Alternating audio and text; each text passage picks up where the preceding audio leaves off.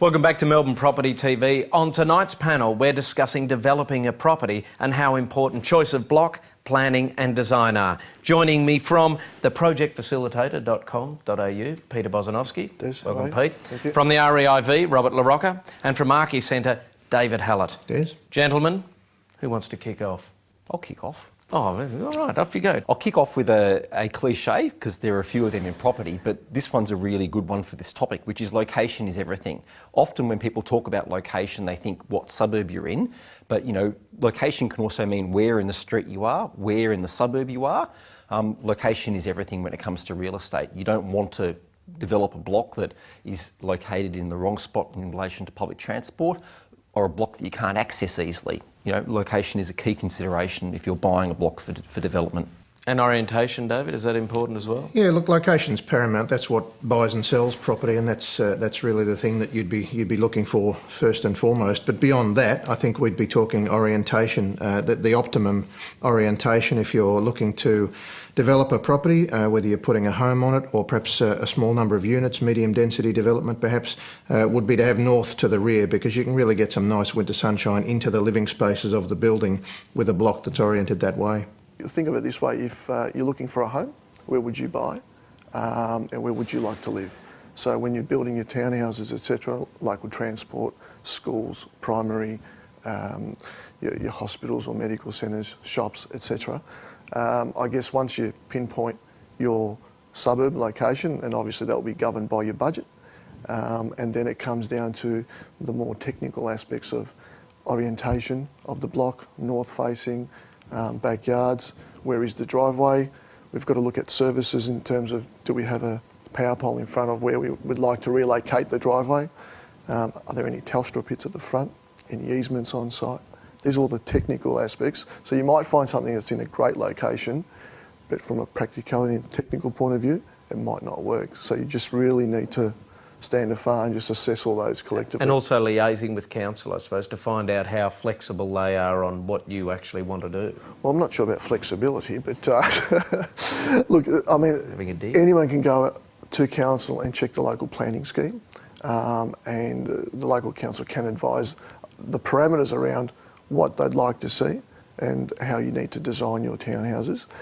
But I must say you need to investigate and also get a private consultant on board, and see what you can do and how far you can maybe stretch, the development in terms of a quality, a bigger, sometimes not. A lot of people think, when you go to apply for a permit, bulk is a big issue, but you can have one substantial house on a property that's quite bulky, but you can have 3 well-designed homes or townhouses that are not as bulky because of the setbacks and the amount we need to put on there. What about as far as design's concerned? Well, as the guys have mentioned, you've really got to do some early homework around planning scheme provisions that are going to dictate what you can and can't do on that property. You shouldn't make any assumptions about what might be permissible. And as Peter mentioned too, checking the title out, checking for easements, checking for covenant controls. There's land out there that you can't build 2 dwellings on, for example, or swimming pools.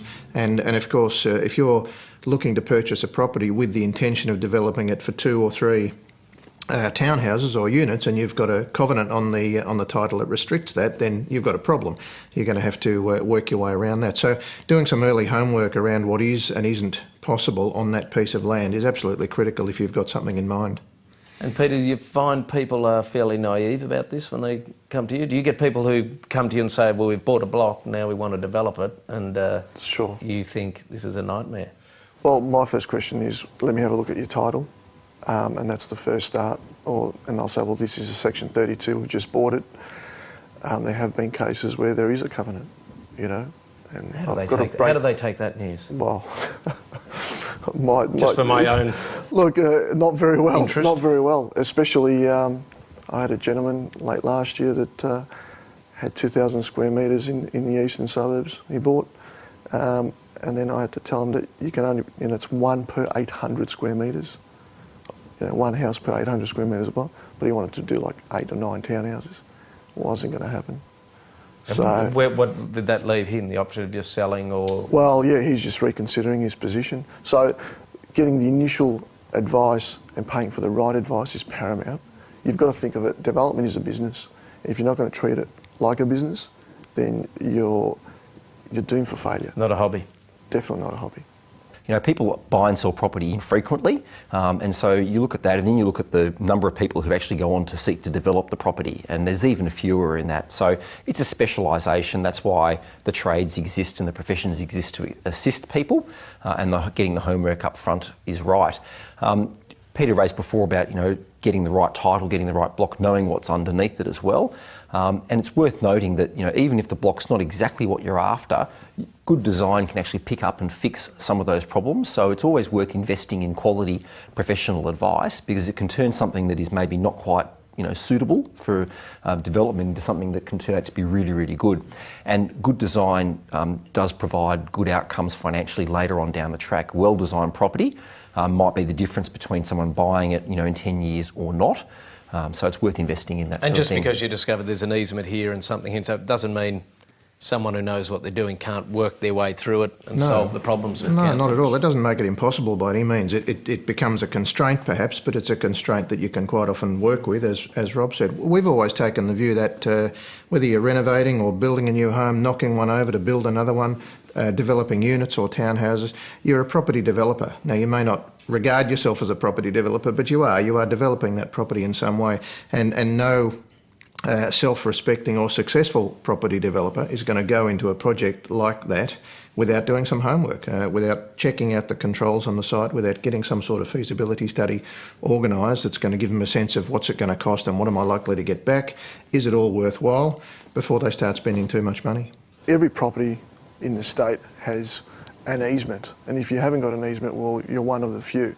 So a lot of these things you need to identify, and then so you can understand or try and find a solution how to actively, you know, solve that problem if you've got an easement, etc. You know, so if you've got an easement and there is a power pole at the front, obviously there are those parameters you've got to get around, and with a good design and prior planning before you buy, it is achievable. But certainly, as you said, don't discount a property if it's got an easement. Just be aware of what that means in terms of what you're trying to do. Do your homework. Gentlemen, thanks very much for joining us. We'll be back with more Melbourne Property TV in just a moment.